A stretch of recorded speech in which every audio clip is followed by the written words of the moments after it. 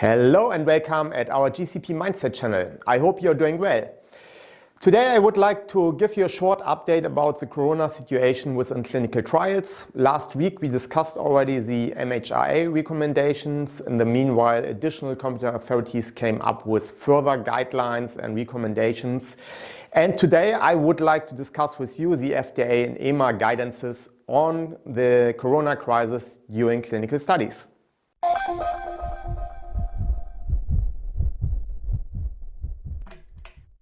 Yes, today we speak about the FDA and EMA recommendation in regards to the COVID-19 situation. Last week the MHRA came up with some recommendations for which we have produced already a video. And just as a summary, what did the MHRA state? They know actually that they can expect a lot of protocol deviations. They can expect also a lot of process deviations, maybe even lacking sponsor oversight, deviations from monitoring plans, generally less on-site monitoring visits, less source data verification, huge delays, and also cancelled and postponed studies. The MHRA are very aware about these problems. They expected a higher number of deviations and they do not consider them automatically as pure quality or even serious breach. They suggest to focus on patient safety and do more remote quality control. In general, sponsors and CROs should stick to the GCP principle as far as possible. As I said already, the FDA and EMA guidances are very similar and also similar to the MHRA guidelines. And I just want to mention here what has not been mentioned by the MHRA. Let's start with the FDA. First, it's very important to understand the FDA recommendations really as recommendations. They state very clearly on the first page and several additional times that the recommendations are not legally binding.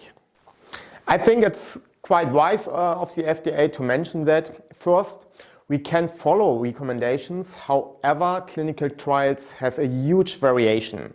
What is recommended for one study and what works for one study does not work for another study. Secondly, some people understand such exceptions caused by a crisis as new guide forever.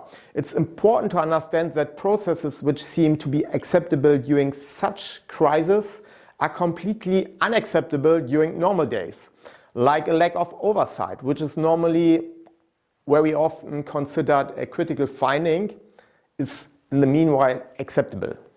I can see the difficult situation in my own team and the studies we manage.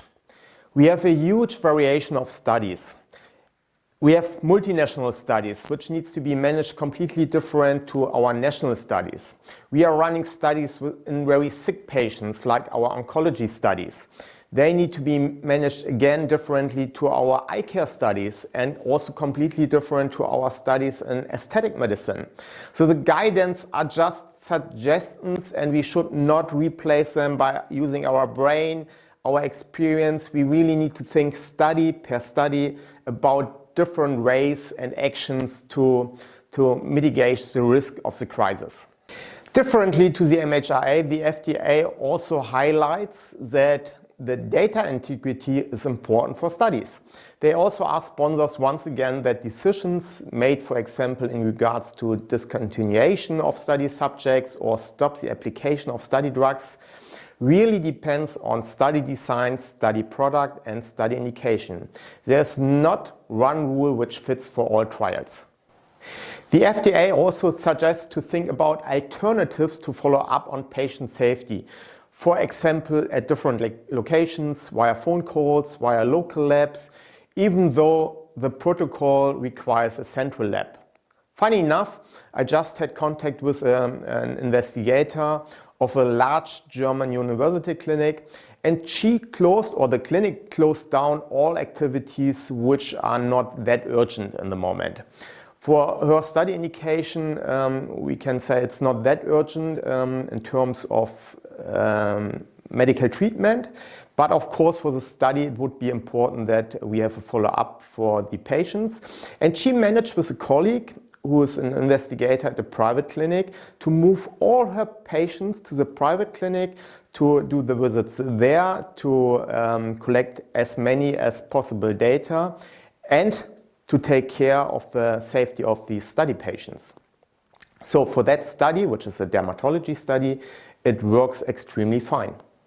And the FDA also encouraged sponsors and investigators to work very closely together with the ethics committees and speak about deviation which might have an impact on patient safety. For example, if a study patient does not get a study medication which works actually very well, but does not get it anymore because the site has been closed down. Maybe in such cases it would be acceptable if the study patient gets the study product directly from the sponsor or the supplier or a CRO to ensure that the safety of the patient is kept. Maybe in that case the ethics committee would say, okay, it makes sense, patient safety first, please ignore data protection, but only in that case. A good point is also that in some countries, COVID-19 screening procedures in patients might be legally required. If this is the case for study patients, it does not mean a protocol deviation or a substantial protocol amendment, but it's just a new standard of care in that country, which does of course not be approved by the ethics committee. Statisticians should also update the statistical analysis plans. They should address how deviations caused by COVID-19 will be handled. Generally, it might be good to think about completely new SOPs, for example, for study monitoring, adverse event handling, investigator changes, or the informed consent process, which might be impacted by COVID-19. The FDA also mentions the preparation of clinical study reports for all studies which are impacted by COVID-19, which is most probably for all studies the case, and also for all studies which are still running in Q3 or Q4 2020. The clinical study report should describe the contingency measures implemented to manage the studies during the corona pandemic, a list of all study subjects per study site affected by COVID-19, and a very open discussion about the impact of COVID-19 on the analysis of study data. What else does the EMA suggest? Actually more or less the same, but a few additional suggestions have been found. For example, it might be a good idea to transfer for some studies patients from one study site to another study site because a site might be in a higher risk zone, and then we could transfer them or move them into a lower risk zone. In Germany, for example, would be the case if we could transfer study patients from the surrounding of Cologne to Bremen, because Cologne and the surrounding is there's a very high infection rate, and in the north of Germany the rate is much lower. The EMA also suggests to use local X-rays, images or test labs which are located closer to the patients, instead of letting the patients travel to the study site just to use a central lab. It is better to use these local data than losing data at all. Of course, the sponsor needs to be informed and it needs to be made sure that the data integrity is ensured. However, as an idea for some studies, it might work, and it's a very pragmatic approach. And due to the extraordinary situation, the chance is very high that PIs cannot keep so much oversight as generally expected. Due to other priorities they have currently, they have a manpower problem, they have a resource problem, and they need to motivate the people to take care of the sick patients. And therefore, it's acceptable in the moment to delegate more to sub-investigators, as long as this is documented well.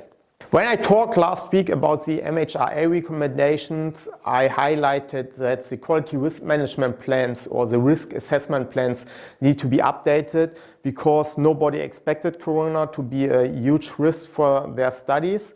But the EMA came up with a very important additional point. They said also the risk from country to country might differ very much.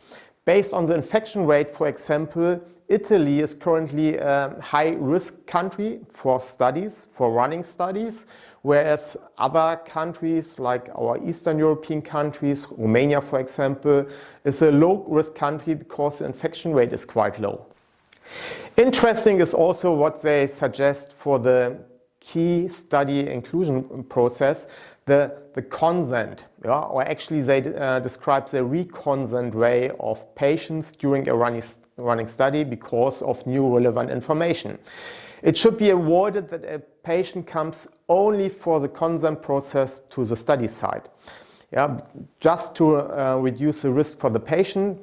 It can be done via telephone, it can be done via Skype meetings or via email, and if the patient comes later to the study site when the situation has been improved, the normal way of informed consent should be repeated. Also, a transfer of investigational medicinal product from one site to another site might be possible to avoid that sites run out of products because of a disturbed delivery chain. That's important for the treatment of study subjects with severe diseases. But keep in mind that it's only applicable for the severe diseases or important treatments, but not for every treatment of less severe diseases of study patients. Both FDA and EMA also suggest once again to think about other ways of clinical monitoring, for example via video conferences, via telephone calls, and they say also very clearly move source data verification of non-critical data to later time points, which should actually not be a big deal. Clinical monitoring should be no extra burden for investigators who are anyway very busy in these special times. The idea, I've heard already a couple of times, to send source data from the sites to the monitors by email, by fax, is currently not acceptable due to data protection rights. It might change if the situation has not improved in Q3 or Q4 2020. It might change, but currently it's still unacceptable. I, for example, can imagine that if you're using Skype for a video conference with a study nurse, critical safety data could also be evaluated during the Skype meeting. The study nurse just need to show in the camera these data which need to be verified, which are safety relevant. But very important is that you cannot record the video conference, because that would mean a transfer of source data from one place to another. But if you're just using the conference call for checking these data, that should be currently acceptable. So think about this option. You can see special times with special problems need special solutions. These special solutions need clever people. Be creative, think out of the box, but take in mind the GCP principles. If you have suggestions or you have experienced already new and effective ways of conducting studies during the COVID-19 crisis, please let us know. Take care of yourself and others. See you the next time. Bye-bye.